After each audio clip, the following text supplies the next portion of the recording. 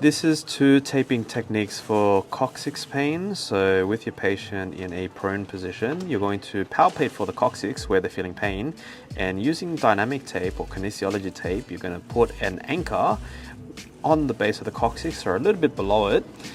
With a bit of tape without tension, you're going to give it a pull, and then you're going to lay the rest of the tape down just so it's nice and smooth. So this is just one layer.